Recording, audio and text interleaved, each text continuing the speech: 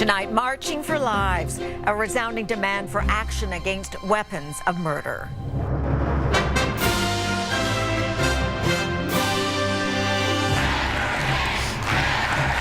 U.S. students take direct aim at lawmakers. Our voices are powerful and our votes matter. With support in Canada and around the world.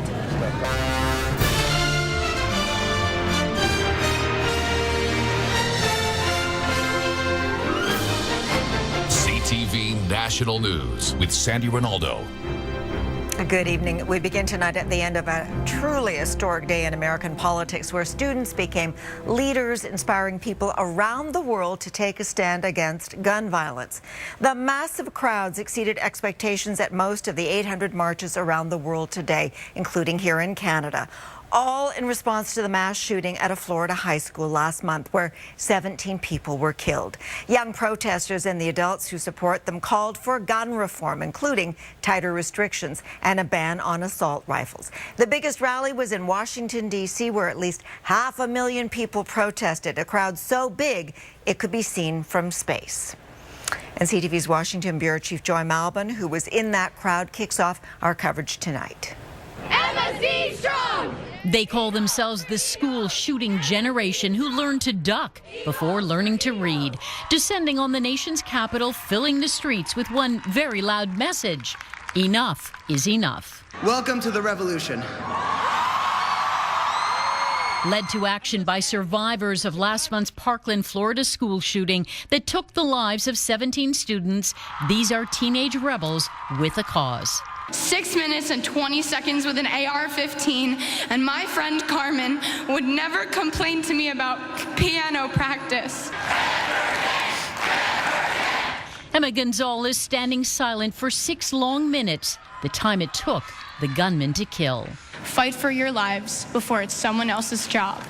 Demanding stricter gun laws so kids like them never have to be afraid again. I was only in kindergarten, and still I was aware of the possibility of not coming home at night. Kat Shamel grew up in the U.S., a dual Canadian citizen. Her dad, Chuck, now a former member of the National Rifle Association.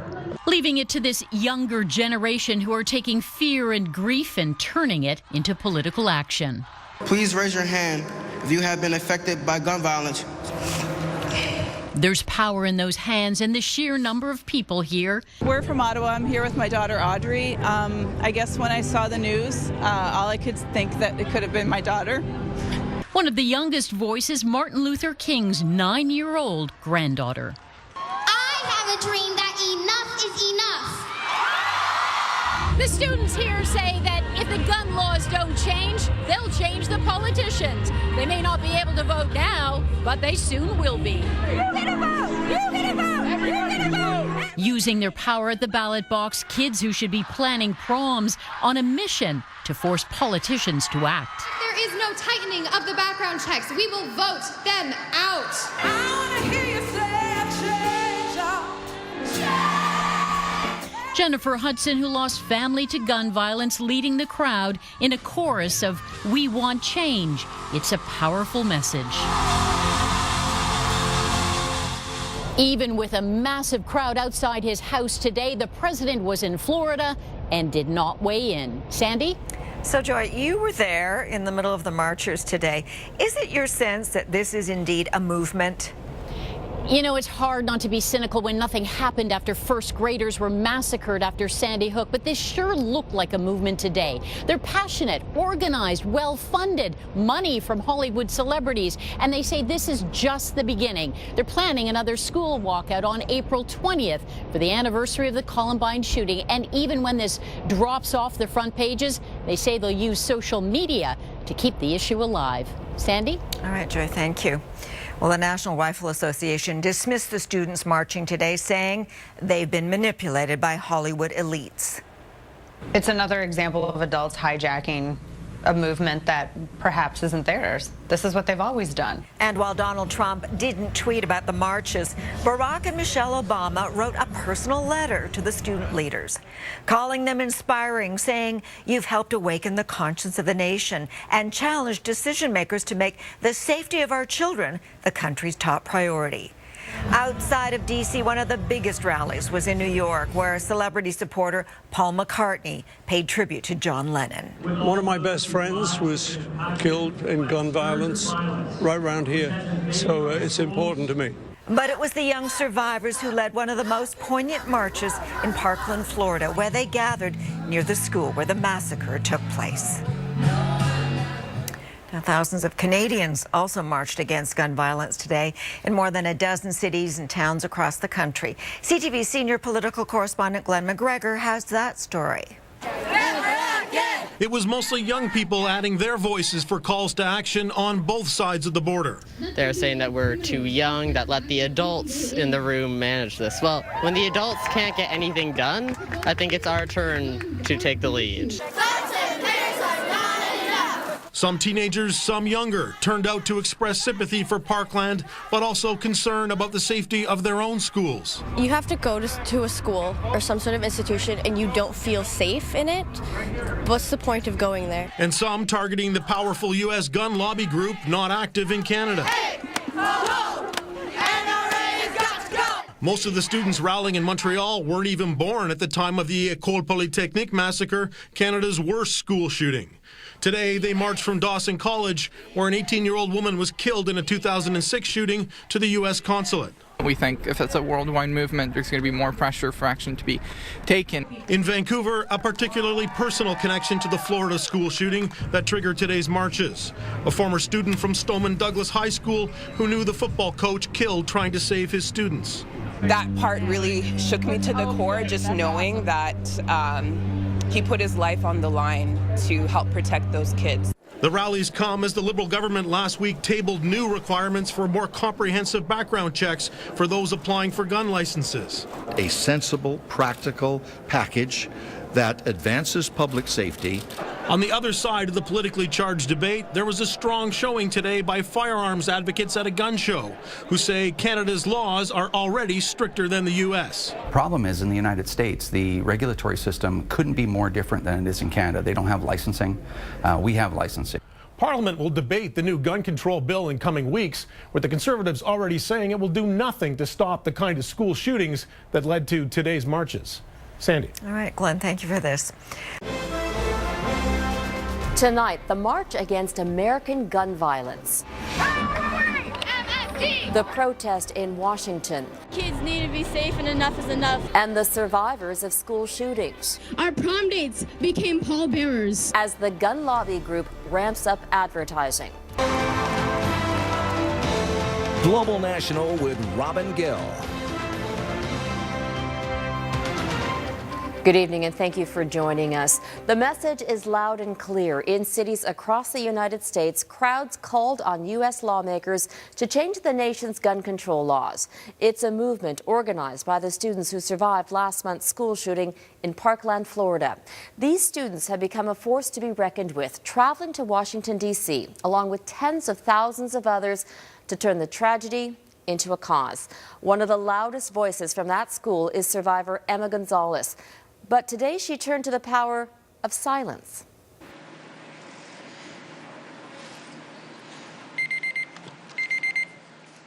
Since the time that I came out here, it has been 6 minutes and 20 seconds.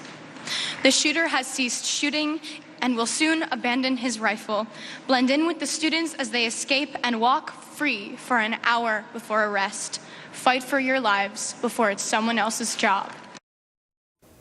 But is that message getting through to the politicians who make and protect America's gun laws? The National Rifle Association holds a lot of sway on Capitol Hill. Organizers say as many as 800,000 people attended the march in D.C. alone. Our Jackson Prosco walked alongside the student protesters who say enough is enough. After living through tragedy, students from Marjorie Stoneman Douglas High School walked proudly through the massive crowd they had organized. MSD! Little more than a month after 17 people were gunned down in their Florida school. When the students at your school started putting this movement together, did you have any idea that it would become this big? I had a hope that it would become this big. Emotions are still raw. The grief still visible. Kids need to be safe and enough is enough. School violence. This will be the last school shooting in the USA. This rally, born out of tragedy, is a chance to speak to those with the power to change laws. At the end of the day, any community that has to deal with gun violence is part of the same ugly club. In the crowd of tens of thousands were other families who share the pain of Parkland students. My son died in the Aurora Theater shooting. Tom and Karen Teaves' son, Alex, was killed in the Colorado movie theater shooting. I don't want anybody else to feel like I feel every day. And that was 5.5 years ago. You just, the pain doesn't go away when you lose your child. We're here to say enough, not one more. It has to end. But will it? To date, political change has either been slow or non-existent. The NRA, America's powerful gun lobby, remains an influential voice in Washington. We cannot move on. If we move on, the NRA and those against us will win. They want us to forget. They want our voices to be silenced. Instead, organizers hope to turn these voices into action, sensing this movement and this moment have the power to finally bring change. Who here is going to vote in the 2018 election? If you listen real close, you can hear the people in power shaking. For all the frustration and grief and anger, the people marching today seem to sense an opportunity. The students in this crowd reminding lawmakers that even if they're not old enough to vote yet, they will be soon. Congress needs to know that we're watching and we're next and we're the ones who are going to be making the decisions.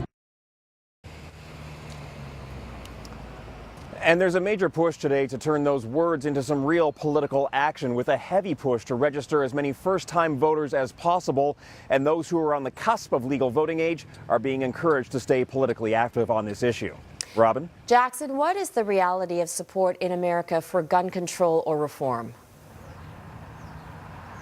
Well, look, big picture, roughly 70% of Americans say they support stricter gun controls, whether that's restrictions on felons or the mentally ill buying weapons, or stricter background checks, or preventing the sale of those high-capacity magazines. But at the end of the day, the pro-gun lobby in this country remains incredibly powerful, and the lawmakers who hold all the cards and all the decisions here have shown no real interest in acting.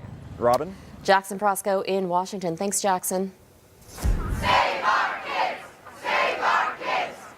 The calls for tighter U.S. gun control laws could be heard around the globe today. More than 800 demonstrations are happening worldwide. Protesters gathered outside U.S. embassies in London and Berlin.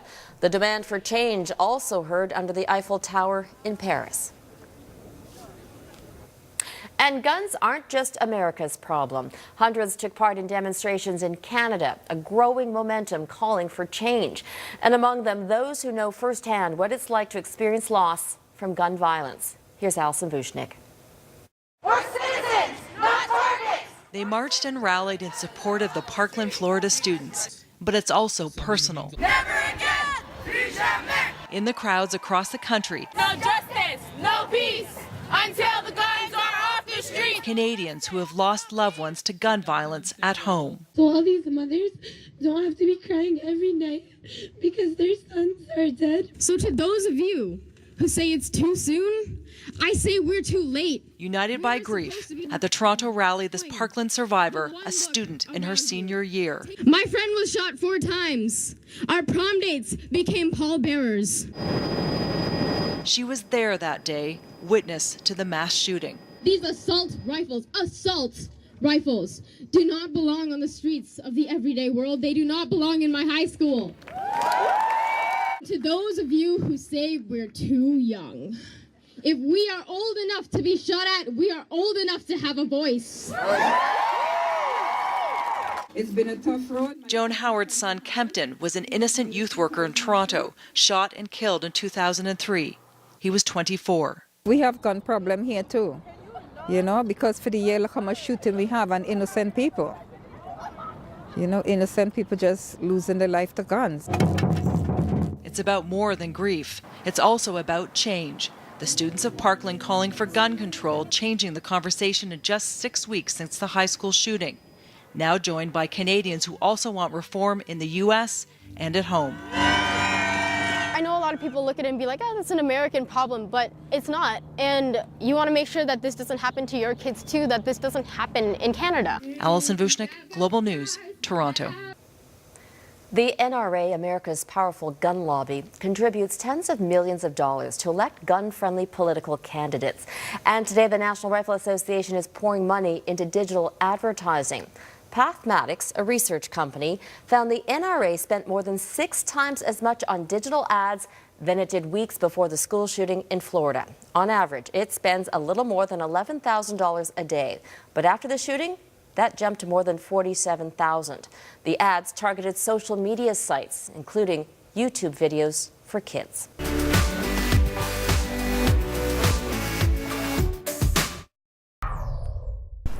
Just how many people turned out to the March for Our Lives rally in Washington yesterday? Tonight, some staggering new numbers, plus what young gun reform activists have to say to their NRA critics. Rallies calling for gun reform held around the world yesterday, supporting a student-led movement in the U.S. in the wake of the Florida high school shooting. March for Our Lives organizers say more than 850,000 people marched in Washington, D.C. alone. And if they're correct, that would mark D.C.'s biggest single-day protest ever. So what's next? Well, 2 of the movement's young leaders are looking to the future. I think that the fact that young people everywhere were taking initiative, standing up and leading in their communities showed that we've learned that our voices matter. This movement has so many people realizing that it's important to get out to the polls. We can encourage these people to take action, to be participating in our society, in our politics, then that's going to encourage our voters to actually turn out. And that's something that I think is going to continue the momentum, because even when the media leaves, these people are still there and they're still fighting for their own lives. Young speakers in D.C. repeated that call to go out and vote again and again. Register, educate, vote. These young people seem quite motivated. Longtime gun control advocate astronaut Mark Kelly, whose wife was hurt in a shooting in 2011, predicts this won't be the last we'll hear from these teens. They have been dealt a incredibly difficult set of circumstances, have been put in a horrible position. I mean, to be in a school and have somebody show up and shoot at them, kill their friends and teachers, and they want to see change. So that's why I think this could be different. Some advice for student activists coming from Republican governor and Trump critic John Kasich. It's a massive effort here, and it reminds me of some of the protests that have changed the people in office, but they got to keep it up. If they don't keep it up, those that want no change will just sit on their hands. Sta a voi non restare zitti. And Pope Francis urging young people to speak out and not allow older generations or those in power to silence them. There is pushback to the call for gun reform. Pro-gun activists held counter-protests yesterday. March for Our Rights rallies held in places like D.C., Utah, and Montana.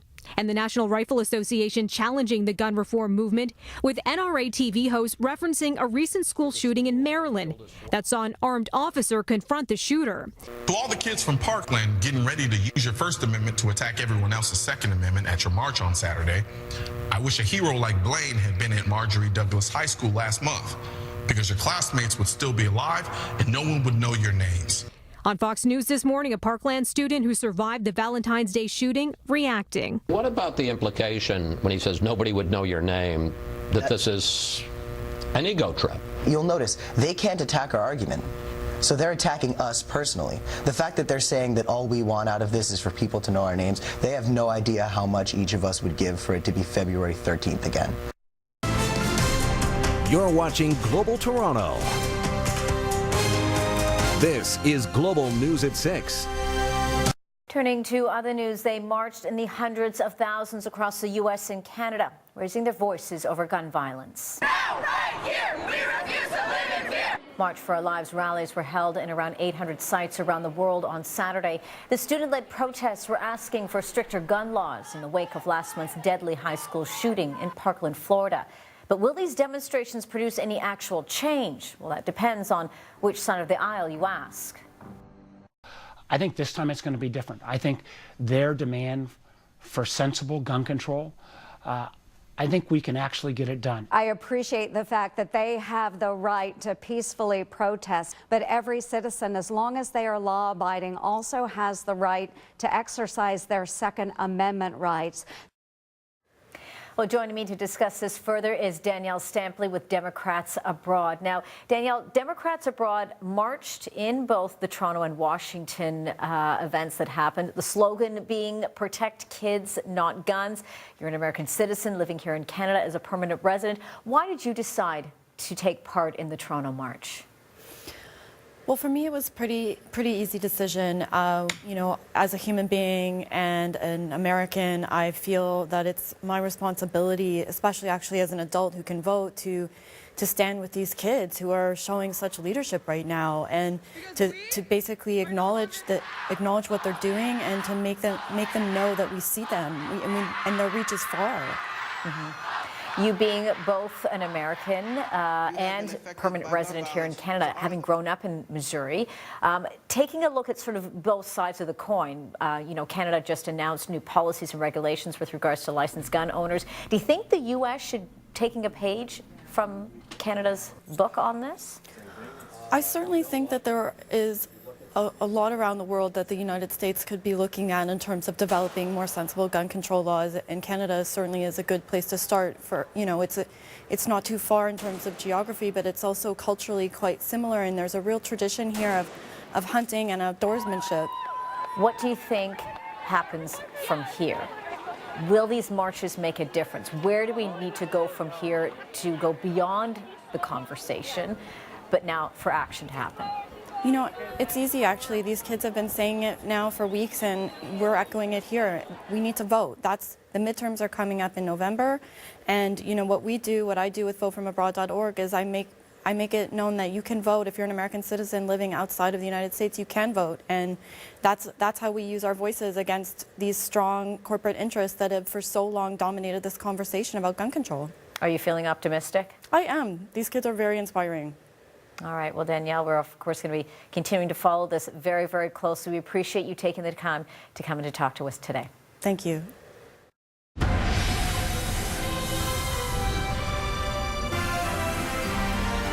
A day after gun control marches took over the streets across the U.S., Canada's public safety minister says new legislation here will help crack down on gun crimes in this country. The verification of licenses, the deeper background checks to make sure that people who have a record of violence or perhaps mental health issues related to violence, that's detected in advance.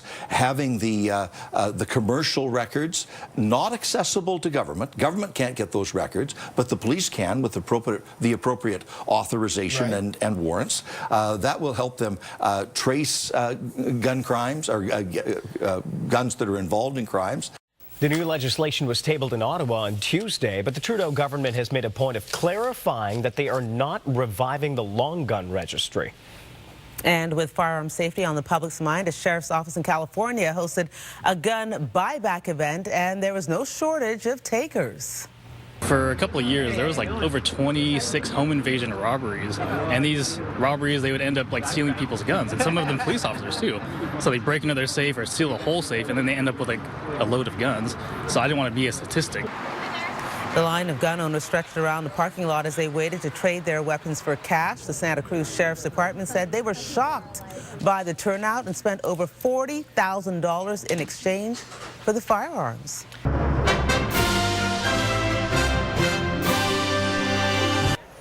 Well, around the world today, Christians celebrated Palm Sunday, the beginning of the Easter Holy Week. In Jerusalem, pilgrims waving palm fronds retraced what they believe are the biblical steps of Jesus entering the holy city to be greeted with a bed of palm leaves to walk on.